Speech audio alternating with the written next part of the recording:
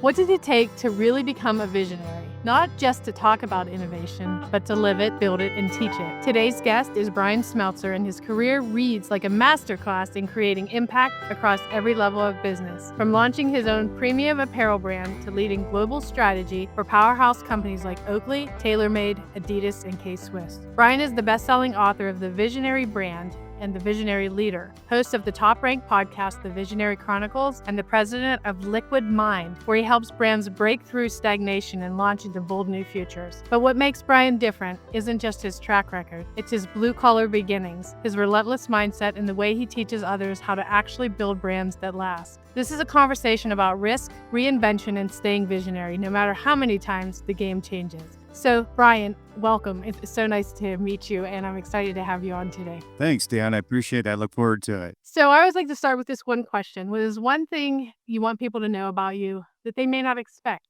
Well, it's mainly my upbringing. I said I was in Southern Cal now, but I was actually born in North Dakota. Nice. I always kid around. I always say it's a little bit like seeing somebody who's an Eskimo. Not a lot of people see people from North Dakota. So, but my upbringing was quite a bit different than where I'm at today. I was a very blue collar upbringing, which come back in the day I didn't so much appreciate until I got older. So it gave me a significant amount of independence as I grew older.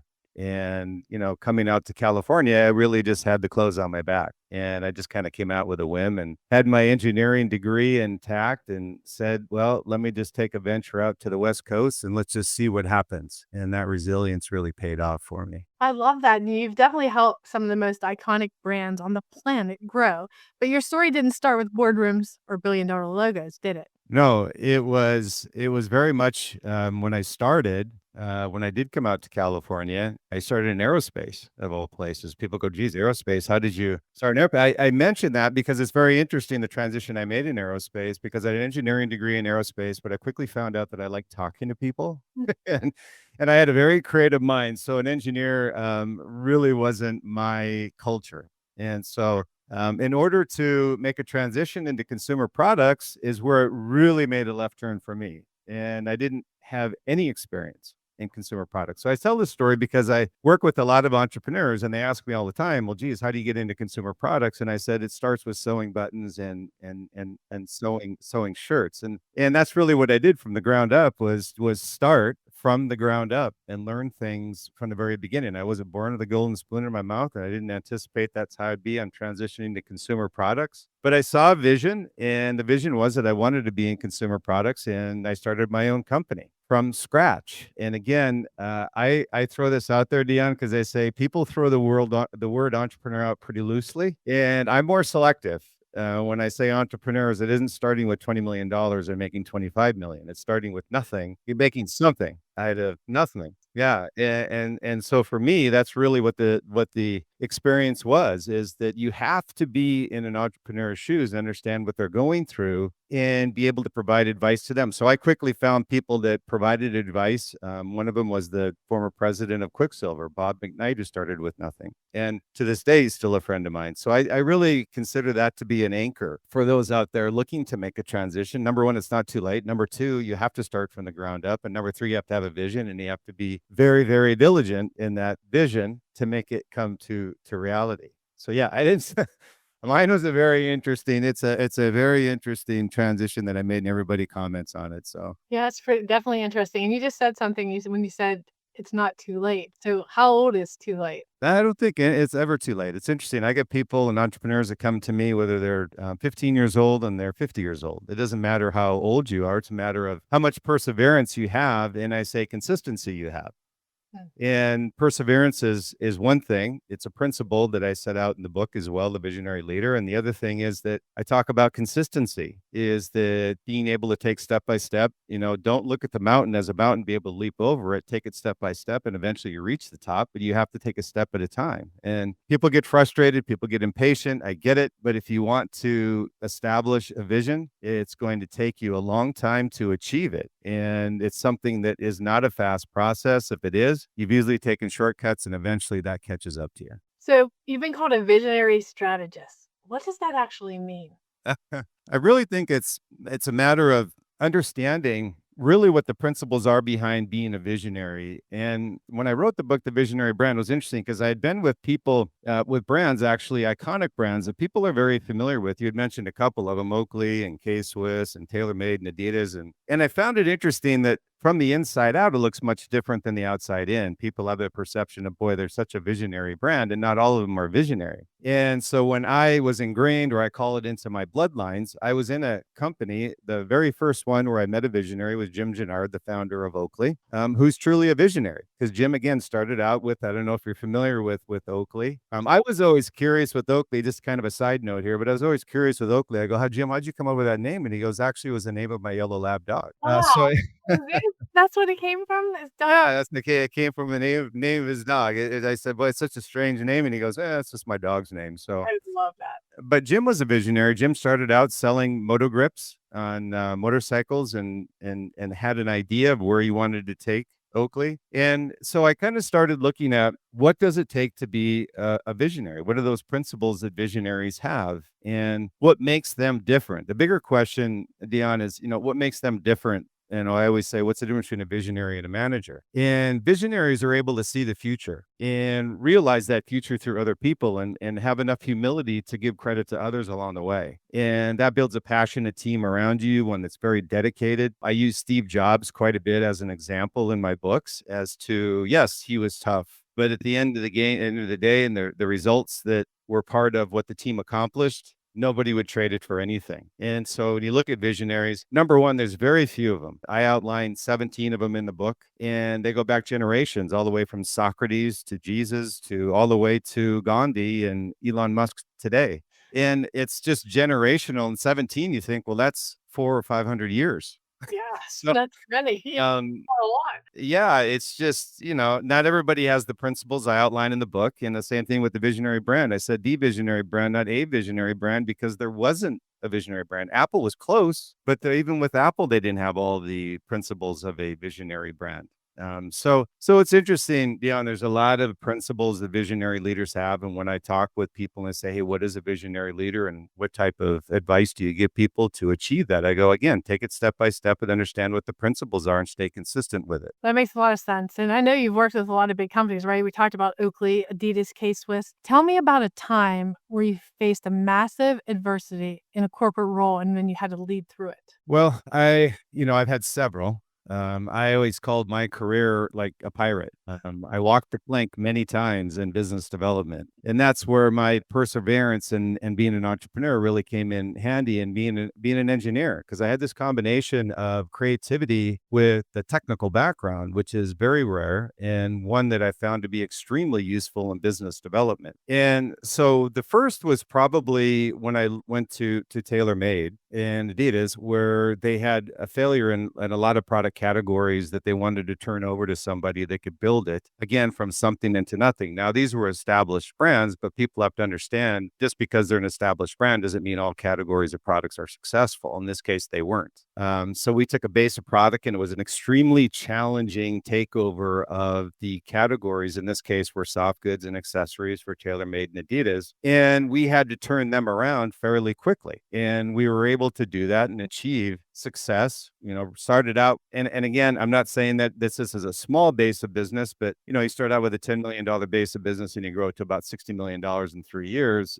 You started out with a big challenge in the very beginning, and I pat not myself on the back, but the team I hired that was able to see the vision that we set for the brand and the company. And again, I say it's very challenging, because if a brand or a company turns over product categories to you, it means that they've kind of given up. So they've given up both on the category, and they've given up on trying to support it. So you can imagine no support, and trying to come into a new company and build something from nothing is very challenging. It makes sense. And we always get to see the success side of it, right? Yeah. You don't see the other side, which you obviously have. And I think I never thought of it like that, where they just, they're not working with it anymore. And then they hand it over to someone like you who sees something in it and takes it from 10 million to 60 million. Is that what you said? Yeah. Yeah, Uh, yeah, yeah. It was a fun ride, but there's a lot of scars and bruises along the way in order to achieve that. I can tell you there's a lot of a lot of Band-Aids along the way. I was just talking about this today about having the left brain and the right brain. I feel that I have the creative and the technical. I'm not like an engineer, but I do love technical side of things, which most creative people don't. There's either one or the other. So I feel like I have a little bit of it, and I love that because it definitely makes us stand out in a crowded space because it's unique. So one thing, as a business owner myself, and I have been for most of my adult life, I have a real estate company now. We have about 200 agents, 205, I think, today. And then I had a graphic design agency before that. In the middle of it, I was a real estate agent, but that's, running your own thing. We get burned out, right? We play it safe. How do you keep your mindset sharp and your vision bold through burnout? And like, how do you do it? What is some tips that you can share with our audience? Yeah, I kind of outline this in both books, actually. It's interesting, because people will tell me, and I say one word they need to focus on is passion. And you have to have a passion around what you do. And people will say, well, I like my work. Well, do you like your work for 3 weeks, or do you like your work for 3 years or 30 years? I mean, it's a matter of figuring out. And I go back to Steve Jobs. Steve at the very end there just said that, hey, do something. Don't waste your time with something you're not passionate about. And many times that I see with leadership and leaders that I talk with in the industry, where they get into a stage of what you would say, Dionne, as burnout, almost every instance is because they just lose passion. The fire in their belly is no longer there that they had in the beginning. Now, how do you reignite that is probably the bigger question. I like the industry that I'm in. I just don't have the passion anymore. How do I reignite it? Well, the reignition of that is done through visionary leaders that can instill the passion back into their team. And not only instill that back into their team, but also be humble enough to share the credit so it builds a passion and a loyalty and an authentication with them that they believe in long term. And when we were going through COVID, it was interesting. Many people were saying, gee, we're going to lose all kinds of good people. How are we going to get more people to join our company, our brand? And I came out and said in many podcasts, I said, the brands that are authentic, the brands that have a team and a vision and have stuck to their principles are never going to worry about people and great team leadership because they're always going to be able to define who they are, both short term and long term. So people want to be associated with those brands because of their longevity. There's a reason Nike's been around for generations. And that's what I talk about in the visionary brands is there's very few generational brands when you think about it, Makes sense. ones that have been around for generations. And they've been around for generations because they instill a vision, number one. Number two, they keep the passion burning inside the bellies of those that are part of the team. And they are passionate not only internally, but externally. When you think about Nike, there's a passionate community and culture around Nike You're that is instilled and protected by their team internally. And so that is something that never changes. And it just is a long-term passion. So, I always say just one word for me is passion. Either you have passion around what you're doing or you don't. Eventually it catches up to you and that's burnout. Yeah, I can feel that some days in this industry that I'm in because I'm passionate about creativity, talking to other people, but I'm not so passionate about real estate, the vehicle. Because it's crazy. It's Yeah. hard every day something different. Some of the things that I hear, like I can't Yeah. even believe happen in a real day. So let's talk about igniting that again. Like how you get burned out. For me, it's been 8 years owning the brokerage, and you have been through a lot of people like leave your company, even the people that you think and trust and are part of your life. Then you realize that they're here for a season, right? How does someone get it back? And is it possible? And is it worth it? Well, I would say again, I go back to, it's this, I kind of call it this, many times I use the term switchback leadership. And what it means is that as you go through things like COVID, you go through things where you face barriers. And how do you work through those barriers? Do you stay authentic or do you take shortcuts? Do you change your principles that you based your company on, or do you stick with those principles? And how do you get it back is that you have this vision that's consistent. And switchback leadership, what I mean by that is that some people lose their destination of where they eventually wanted to go and what their vision is in achieving that goal. And people get burnt out because they don't know where they're going. The leader doesn't have a clear vision. And you personally may not feel like I'm contributing. And as a result of that, you lose your passion for wanting to be part of this brand, team, service, product, whatever it may be, because you don't know where it's going. And more often than not, and you probably have seen it, Dionne, is that you'll talk to people, and I talk to leaders and team. It's interesting because kind of an analogy is that I talk to leaders of brands all the time. But where I find the most intriguing answers is I talk to the team members. Are you passionate? Do you think your leader is authentic? Do you think they have a vision for the future? And if they have a vision, do they stick to it, or do they switch back and forth on it and really not look to achieve and give you the tools and resources necessary to succeed? And those are things and questions that come down to the team level. If you see a lot of turnover, I can almost guarantee you that that's triggered from the top, and there's no passion there, there's no vision. And how you reignite that is that number one, you have a vision. Number two, you take steps towards achieving that vision, and you don't try to leap and take shortcuts to get there. That could be a vision that's a 10-year vision, a 5-year vision, a 3-year vision that consistently gets updated every year. And people and the visionary at the top will tell you, hey, Dionne, this is where we were, this is where we're at today, and here's the next steps that we have, and here's your contribution to ensuring that we achieve that vision going forward. And you also have the humility to give people the leniency. And I say safe is risky. This is Seth Godin's quote, but it's very effective, is that, you get into like what you were working in graphic design, you get into product teams, you get into where there's a lot of creativity and there's a lot of risk involved with marketing, which I had marketing teams, sales teams, product teams. And I always say the most frustrated designers on the planet are concept car designers, because nothing ever leaves the board. It's always it's you talk about, they're the least passionate designers I've ever seen. And I go, why are you guys always so down? And they go, well, none of our designs ever make it to market unless you work for Lamborghini or Ferrari. So it's really this step process. When people lose their passion, it usually comes from the top, number one, because there's not a clear vision and there's no authentication in building and succeeding and achieving that vision. The second thing is that there's a step process to achieving that vision that keeps people engaged to achieving that vision. And they also need to give credit and allow people to take risks. Failure, I say, fail fast, succeed sooner. That's kind of the culture you need to be in order to be passionate. So there's many industries where you just can't get it back unless the leader is going to instill that in the team underneath them and consistently be able to do it. That's why there's so few visionaries. Yeah, I've never really heard anyone say it like you did. And explain it that way. So thank you for doing that. I think that's going to help a lot of people. So what is the most common branding mistake you see companies making today? Well, I would say number one, and it kind of goes back to passion, but I would say another, I like using words because it just makes it simple for everybody, is authentic. And the branding mistake that people make is that, and I'll use Oakley as an example because people, respect the brand and they kind of, I wish I was in the four walls of these strategic meetings with a brand like Oakley. How do you guys keep that going? And a word that Jim would always use is, we need to be authentic.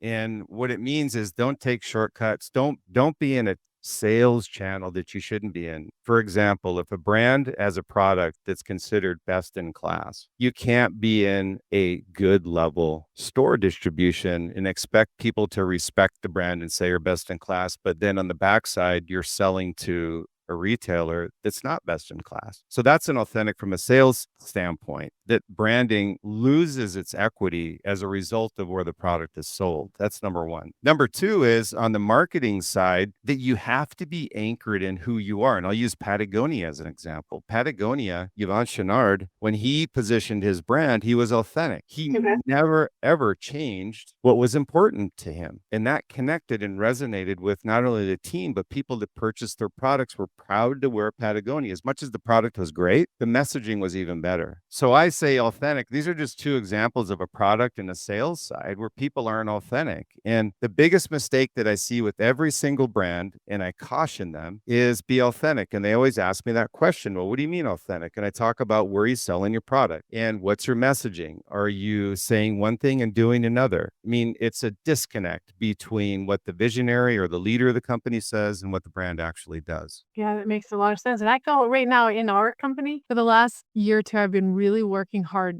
to be authentic. And we're not having to recruit anymore. We're attracting people. right? Agents are attracted to us. They're calling us and saying, hey, I want to know more. In fact, today I was on a call this morning with an agent that's considering coming, and she said, every day I talk about you. And I said, what do you mean? Because every day we talk about your posts that you share, your stories that you tell. And I thought, oh my gosh, that's important, right? If they're out there talking about me in a good way, that's authenticity somewhat, right? I think they need. And so at the beginning, it was all about excitement. We were fired up. We disrupted the market. We came into Pittsburgh totally different than the same companies had been there 100 years. We did something different. So the excitement was huge. That was a real easy way to get agents to join our company. And then Yeah. it happened, right? Things shifted and the market shifted. And then the same thing you're saying here. So then now I got back to just being real and who I am. And it's working. So I thank you and everybody that's listening. I mean, you know way more than I do, Bryan. And it's I'm trying. No, I'll say, Dean, congratulations. And one of the big things that I see out there are, if you stay authentic and people are gravitate towards your company and you as a person, without you being somebody that you're not, congratulations. That's a huge aspect, because there's a lot of fakes out there. And eventually people are, I always say, listen, people catch on. People are smart. They know. And they come inside your company and they were drawn in because of a character that you're not. Eventually they'll catch on. So, hey, it's okay. But you need to be, because it's a struggle every day for you as well if you're not authentic. That You're people, playing a role, right? You're playing something that you're not, and it's difficult. yeah, it's Sometimes you don't hard. even It's hard. remember. It's like lying, right? You don't even remember what you said. Yeah. So Yeah, that's like I always say, what you see is what you get when you're dealing with me. I go, listen, whether we go out and have a beer or we're in an office with me, it's the same thing. I don't want to struggle with my personality. I said it's just who we are. I like that. Just struggling with my personality. That's really good. You definitely don't want to do that. That happens. No. So, I'll ask you a question about faith. What role has it played in your journey? Faith has played a huge role. I gave my life to God when there was an experience that I had when I was came out to California for the first time, and I didn't have anything, and I got in a car accident, and it looked like the world was coming down on me because I had no money. I had, nothing but the clothes on my back. And I just walked into the church and said, hey, I'd always been faith driven my entire life because I had to be, but that took it to another level. And so I've just seen so many things in my life, Dionne, that I pray for, and not everything comes true, but I always look back and I said, the things that don't are usually for the best. And when God gives me something, he, fortunately, the best thing in my life is he gave me my wife now of, I'm going to say 38 years. She was my high school prom date from North Dakota. That's a long. Yeah. Yeah. And so, I was blessed to have her, and she's still with me and still loves me, which is huge. But I just think there's so many kids with 2 healthy children, a beautiful wife that's been with me for 38 years, and a high school prom date, and all the little things that you overlook in your life are all the result of not just your faith, but also the belief in how this came about. And it doesn't happen by chance. And I actually put Jesus as a visionary in my book, appropriately the last one as the most important one, the number 17. And so for me, that's important that people understand that. I'm not one that's uncomfortable talking about it. I don't understand why people are, but for me, my faith is everything. And I wouldn't be where I was today without it. I'm not sure how people get through parts of life without faith. And I don't know, you probably don't know this about me, but my husband had a liver transplant 4 months ago. And there's been so many, I call them God winks in my life. And when you sit down and you actually look at the things that have happened because of faith and because of God doing them, there's so many. And, and this is another one. Like he found out we had to have a transplant. One of our friends said, I'm going to do it. I know him a map, even though he didn't, but he did. And he gave him 60% of his liver, and we're 4 months out. Wow. We're doing good. It's been amazing. It's been harder than anything I've ever had to deal with outside of my dad dying. Like, there's been really hard things in the last 2 years that have a lot of people like, I just don't know how you do it without faith. So thank you for sharing that. And I also, I'm not afraid to talk about it either. And yeah, what a blessing, by the way, that to have that. I mean, don't get it. And he didn't have to die for it to happen, because I think that takes on another weight on the person that receives it when someone passes businesses, they have that guilt inside where, our friend, he's out there thriving and doing great, and he gave up part of his body to save his life. Yeah, well, yeah, and I'm sure he was happy to do it, and knows that every day it's a blessing that your husband's alive as a result of it. For sure. And, I'm a firm believer in there's always something positive in every negative. And a friend of mine said recently that he looks forward to the bad times because he knows on the other side of it, it's something so amazing. And the lessons that he learns from the bad time are so good that he can share with other people and he can help them be better. And so I love that. And so I'm getting used to the bad times. I'm getting used to the struggles. It's been a lot, I can tell you, throughout my whole life. But Yeah. well, I didn't have that silver spoon Well, before. I can tell you a lot of people, and I talk to leaders on the faith side as well, as I go, there's a Bible verse for every barrier you have in life to overcome. And so that to me is the greatest book, to be able to hear God's words and be able to open it up when you're in need. And I do it all the time. I do it twice a day. So it's, for me, it's a habit, but it's one that I enjoy doing every day. I could talk to you for hours, but I know that we have a time limit. But I have to ask you this one last question. Sure. You talk about carrying the torch of leaders who came before you. Outside of Jesus, who would you say inspires you the most? Yeah, I would say, Jesus obviously is number one. I mean, as far as a business leader, for me, it was always Steve Jobs.